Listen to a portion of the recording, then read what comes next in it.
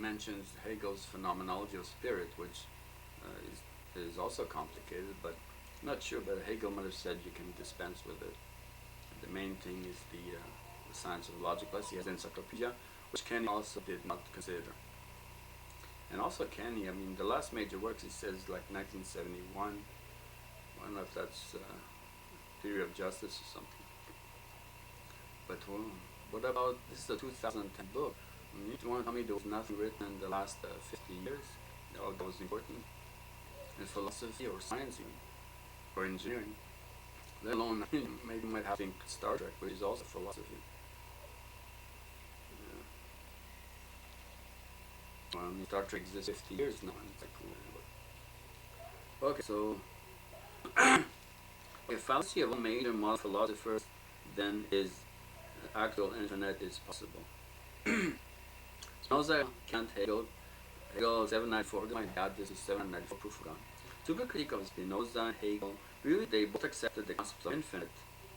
Well, I'm still in reading the science of logic completely, but I read a small section of it now. They really both accepted the concept of infinity in act, a concept rejected in the medieval age, which they seem to ignore. Though A. Wolfson says minds and others had a direct influence on Spinoza. It does not seem to me, since my mind is used a special method to interpret scripture, and Spinoza rejected it as useless and took everything literally, like ordinary people do. He failed to understand that this was because Maimonides was testing to prove that the prophecy of Moses was genuine. By analyzing his book, God was not seen as infinite in the medieval age, but as lacking magnitude and being outside of space and time. In that sense, was infinite.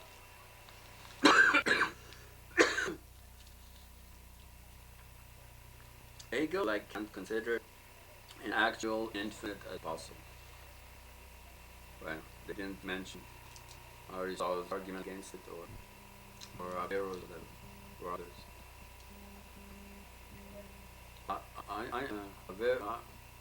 Aristotle said in potential infinite might be possible. Okay, so no. They all believe an actual infinite is possible, an idea rejected in ancient medieval times. But Hegel's God is dynamic. Aristotle held actual infinite does not exist, since world may be eternal, but then previous things have to perish. Hegel said philosophy begins with Spinoza, but his God was infinite. Kant's antimonies are really all based on the idea that actual infinite is possible. They also cannot be infinite in number. For multiplicity, first talking. Okay, more on Hegel or 794 proof of God. Maybe I should add it there. Beat on September 13, 2018. I was right. Hegel does discuss calculus of Newton.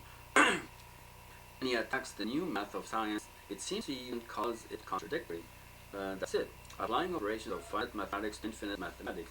In the science of logic, really, Hegel may contradict himself, since this book may be merely the philosophy of logic, since he rejects calculus, which may be the new scientific logic.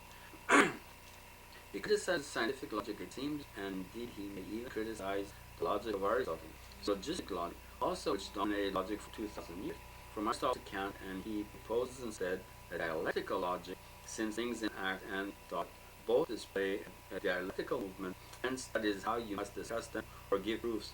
By science of logic, it probably means dialectic logic and critique of others. That's it. It seems that Hegel's science of logic is a discussion of dialectic logic as a new method of logic, and critique of philosophic logic and scientific logic, that is syllogistic and calculus. And he sees dialectic logic, and he sees dialectic logic as the way to a new metaphysical system. At first, I thought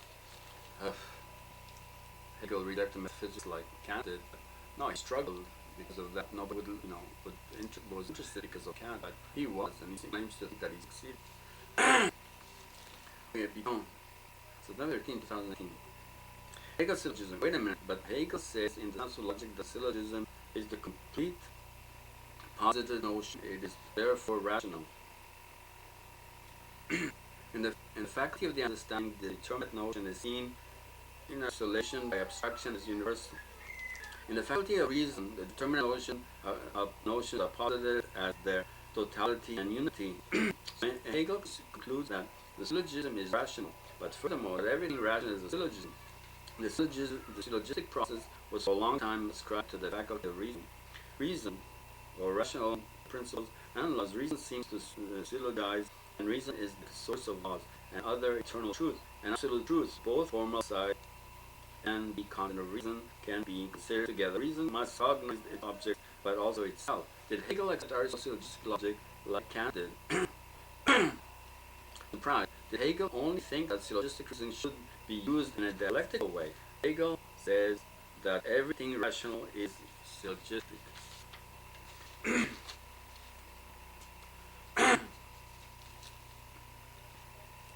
Okay, so Hegel, syllogism continued. September 13th. Reason is supposed to have knowledge of God, free will, and the infinite and condition, or what is beyond sense. But what makes the rational?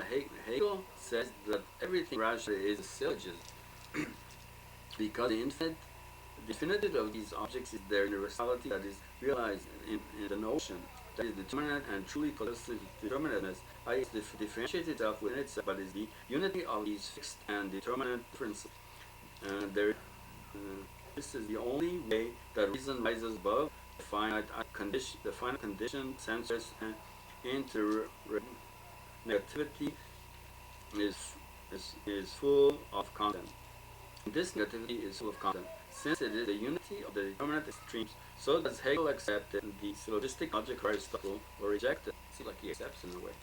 It seems that for Hegel, syllogism is the right method, but only dialectic, a special kind of syllogism. Because in the world, everything is in motion, like from opposite to opposite, or negation. So you need dialectic reasoning. Why didn't Neil and Neil? They wrote a book on called The Development of Logic, since Aristotle, Frege or something to be on. Why didn't Neil and Neil discuss Kant's view and Hegel's views on logic, the two super geniuses of philosophy? Because Neil's book was like 1970 or 80 or something. Or Newton's calculus, advanced mathematics. So Hegel still uses syllogistic logic before Frege. Frege also introduced the propositional and Aristotle predict calculus logic. So Hegel logic contains Frege created first order predicate logic, which included adding multiple quantifier statements. Unlike Aristotle, who only had one quantifying statement, maybe also important, it is adding by conditional or reciprocal hypothetical statements. Dialectic. In dialectic, the syllogism has terms where the terms are immediately and abstractly determined. The terms in the dialectic syllogism each role in the other. That is, they are posited as mediated. This is a requirement in general of the syllogism. Mediatedness of the extremes is reflected in itself. Syllogism is such that the mediated element in the subject is the objective nature of the thing. The syllogism determines the extremes of the notion of the totality. It has obtained a correspondence of its notion, the middle term, and its existence. Differences of the extremes, i.e., attain a truth, so that the knowledge is no longer subjective but objective knowledge. Determinateness in itself, that they each contain their relation to the other, and that the middle term contains the extreme terms posited in it. And this is from the Science of Logic. So, continue. Hegel, logic, dialectic. Defend. Secretary of Hegel. So, really, if Hegel, in restricting reason to syllogism, that is already a great limitation, let alone to a special kind of syllogism, dialectic.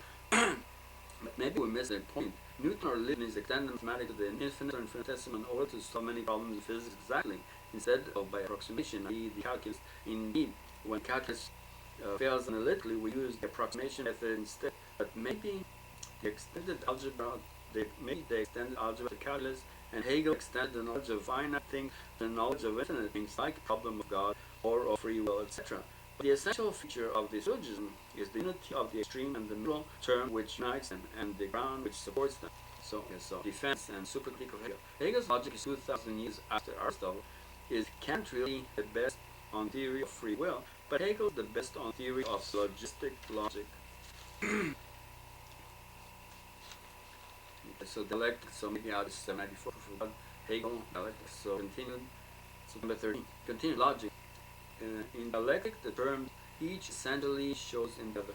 If you hold the extreme to be self-subsistence, abstraction, opposing this unity which is essential to the syllogism is also seen as self-subsistent, but this results in having an apprehension that is rather non-unity. If the middle term, which unites the extremes, is merely a spatial representation and thus plays a role in limiting the mutual externality of the term, so the unit of the extremes is posited to in it. It is really merely an external relation. Syllogism contributes nothing to the rationality, since not unity is made the essential relation of the syllogism. Is this why Hegel says the logic must be internal, not external? This was a big critique of Spinoza and other philosophers. For the whole 2,000 years of philosophy, maybe because he claimed it's external. The source is Moore, who